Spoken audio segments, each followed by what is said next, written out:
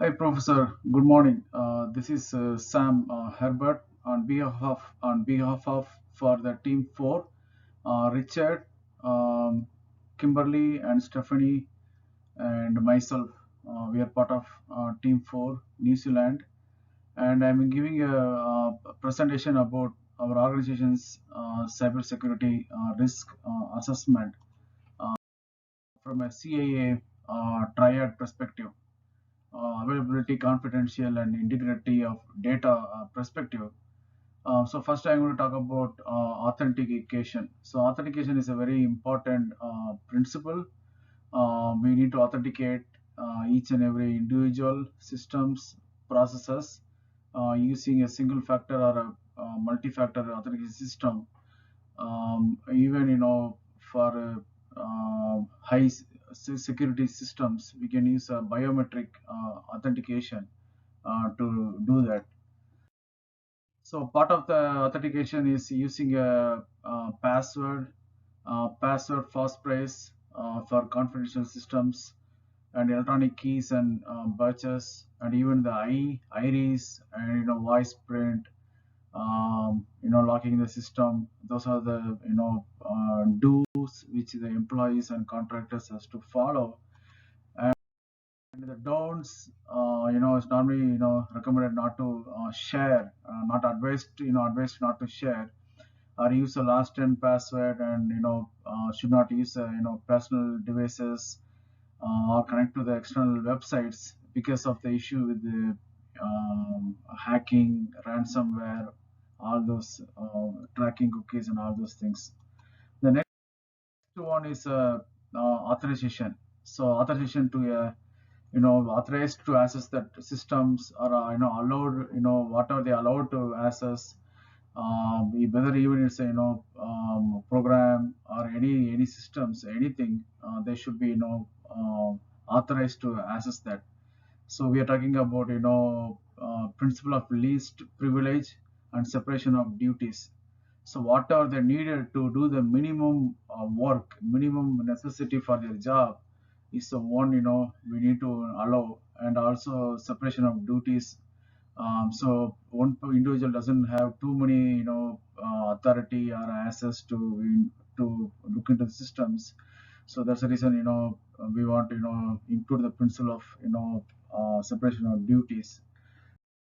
So here the do's is it applies for everything: the laptop, printing, copying, faxing, and based upon the classification.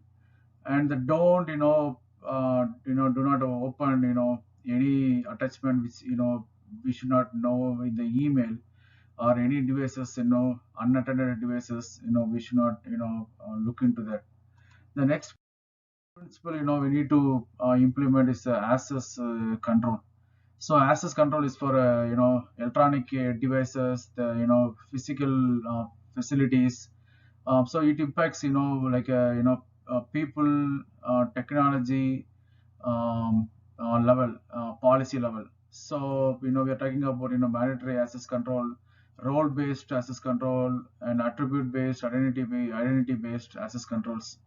So earlier we talked about separation of duties and least privilege of least principles.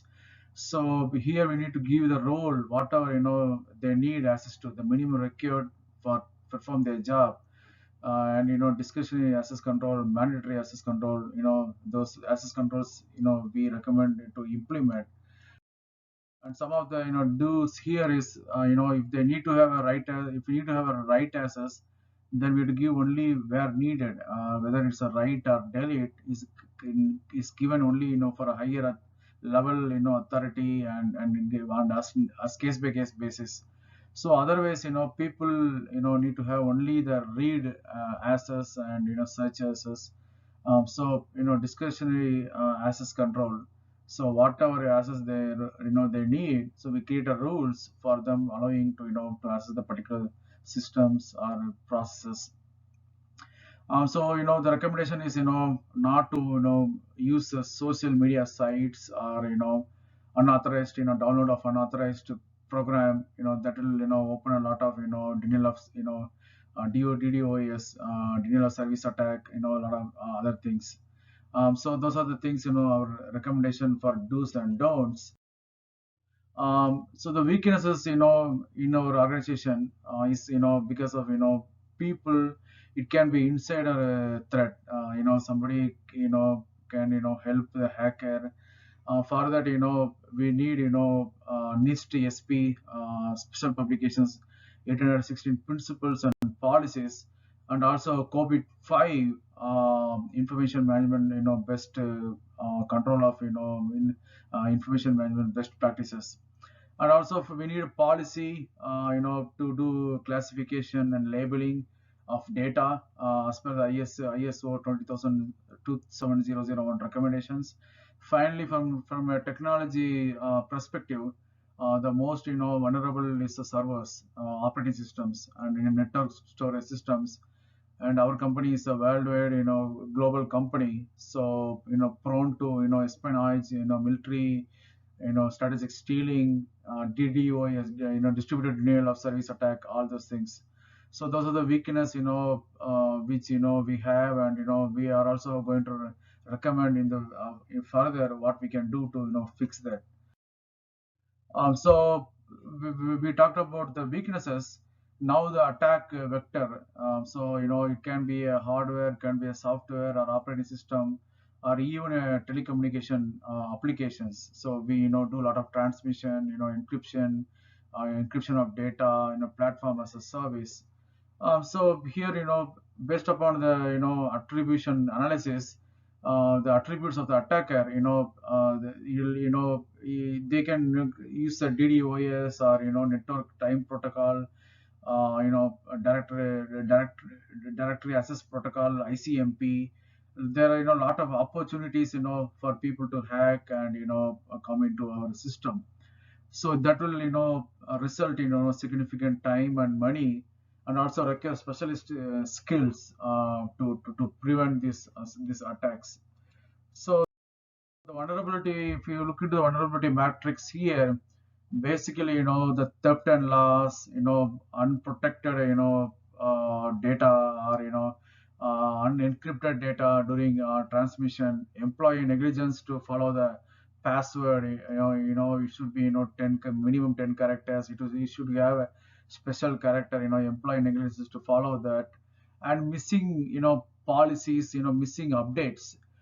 So people, might, do not upgrade, using the latest patches. So that will also cause some issues. Those are the, high level, issues, from a people, policy, and technology perspective. So here, recommendations. Regarding the loss and theft, we can monitor and, accept the risk. The reason I say accept the risk is, we are going to use a LoJack or some kind of tracking device. The NIST, SP special publication 853, and also AP 01206, that also has that, regulations and standards, guidelines, how to, detect this, how to monitor, how to detect a rogue, detection, processes, and how to automate when you have a trigger, how to, capture the logs. Those are the recommendations, we recommend based upon the NIST publication. The other thing is we weak access controls. So we have to, tighten our controls and identify and mitigate the risk. So again, the NIST SP is stating to use a tunnel communication using a VPN architecture, where we can use a, secure level, to send our, confidential information. And again, encrypted data transmission, and also, that really helps, end-to-end encryption, use of, mesh topology. So those are our recommendations to mitigate this unencrypted data and transmission. The other thing is, monitoring. We need a continuous monitoring, limited, onboard security services, that will result, jailbreak. People can, hack into the personal mobile. Even we have official mobile, so people, the hackers can go and hack, there is a personal or official, they'll try to hack mobile to see if they steal some information.